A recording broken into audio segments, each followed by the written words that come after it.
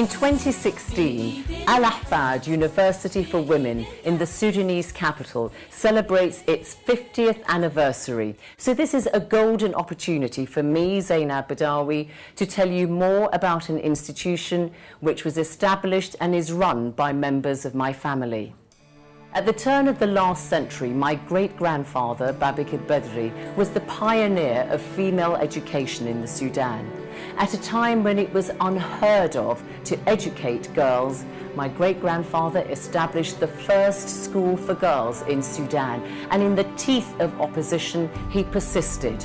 Schools were established, and then in 1966, Al-Ahfad College for Women was founded. And then in 1995, it became Al-Ahfad University for Women. At last, all those years of hard work pay off for this crop of new graduates at Ahfad. This is the ceremony that officially commemorates their transition from student to professional. They'll be striking out and serving their communities, their countries, and making their mark in the world.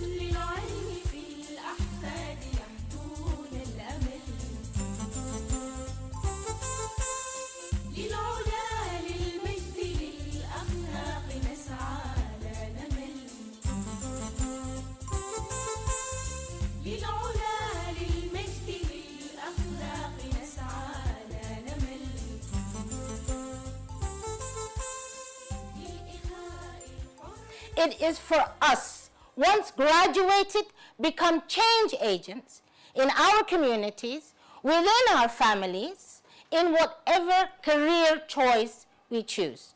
I'm here to find out a bit more about Ahfad University for Women, and I wondered if you could tell me a little bit about it. Right. Well, what we do usually is that when they reach their 5th year, we give them a course on career development, because it's not in the philosophy of Ahfad University that we, churn out doctors or managers or psychiatrists or whoever else. We actually do want them to go back into their communities, some of them back to their countries, and be the change agents that they were trained to be. So you're actually training young leaders, in a sense, women who go back to their communities. They're not just outsiders coming in with big ideas. Absolutely, they are embedded within their culture. Just by looking at the class, I've got people from Gambia, Tanzania, Somalia, Eritrea, Ethiopia. They come from far and wide. I'm from Nigeria. I just graduated recently from the School of Health Sciences Dietetics option.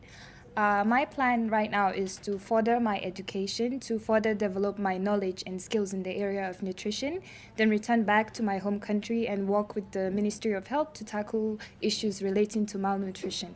I work in a company called Dal Motors Company. It's part of Dal Group, one of the largest companies in Sudan. It's operated across 6 sectors. I can tell that my journey in Ahfad didn't only give me the degree. It gave me the capabilities, skills, strengths, and helped me how to know to be confident, and it told me how to plan successfully for my career and to reach what I am today. I'm from India. I studied here from the School of Management Studies.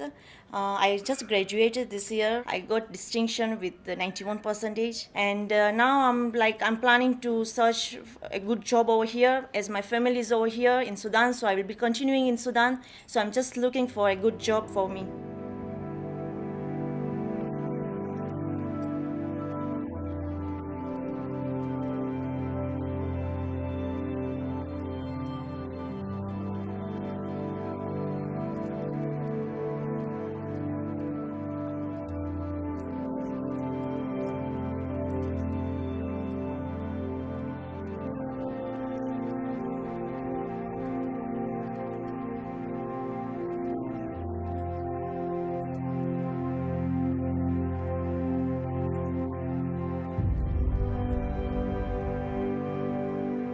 It's not hard to see the pride, confidence and self-respect the young women derive from their time at Ahfad.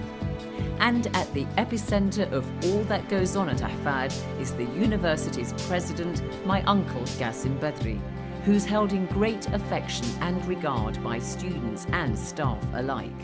In terms of Babikir Badri's mission and vision to see female education in Sudan, do you think that battle has been won in the country? Yes, by and large, yes. But still, girls' education lags behind boys, especially in lower schools, and because of early marriage. So you have 7,500 students here, and not all of them have to pay tuition fees, is that right? Right. You see, we have students coming from different parts of Sudan. We have two kinds of scholarships. One scholarship is given to students coming from specific areas of the Sudan, like Nuba Mountains, like Darfur, like before the South Sudan, Eastern Sudan, all these areas of Sudan which we are called marginalized population.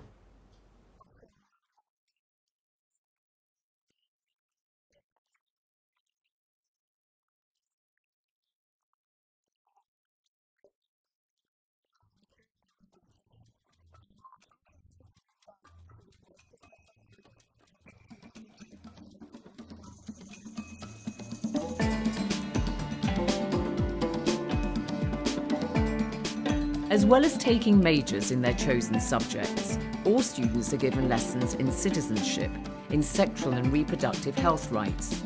They return to their villages, towns and cities and spread the word about best practice and the importance of opposing harmful traditions like FGM and early marriage.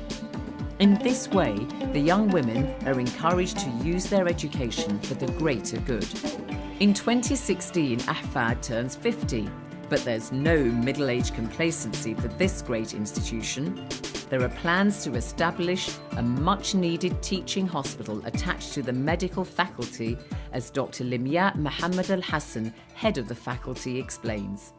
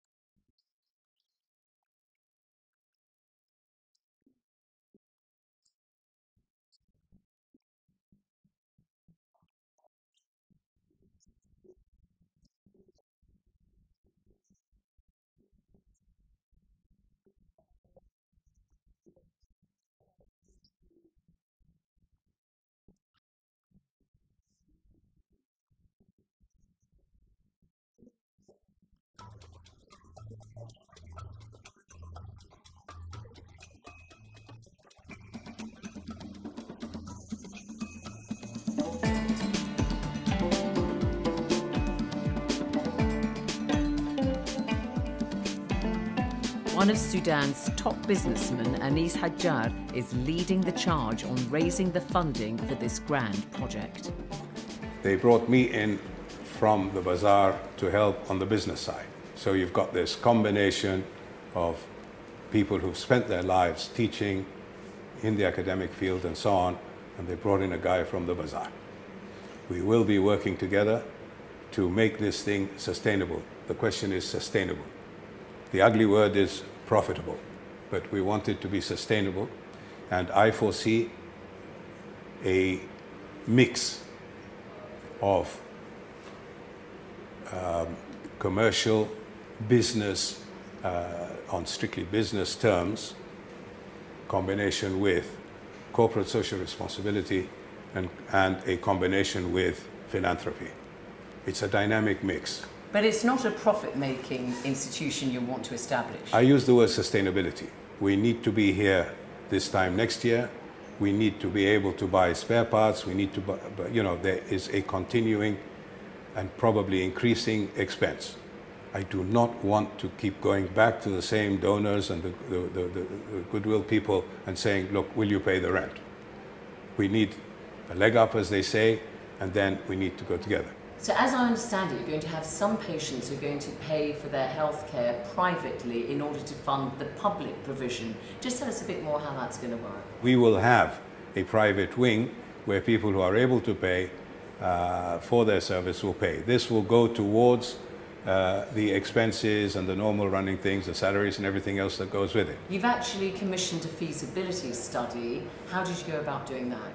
The study was undertaken by a company called International Hospital Group. They are internationally renowned. They're retained by the World Bank. They have a competence and a track record in Africa and the rest of the world. And it's actually a privilege to have them on our side, to have had them do the studies. And they will hold our hand as we go to market looking for funds. We want this to be something that all of Africa is proud of, not just the Sudan, not just Ahfad. It will be a beacon on this continent. Ahfad received a Human Rights Award in 2014 from a visiting European Union delegation. It's a well-deserved accolade for a pioneering institution that's just a stone's throw away from the historic River Nile. The university has weathered many storms, but is now enjoying calmer waters and looks forward to an even brighter future, especially towards the development of the teaching hospital. As I visit Ahfad today, I cannot help but be proud of my great-grandfather's vision and the dedication of my family in Sudan over the decades. We welcome all support in building further on that vision.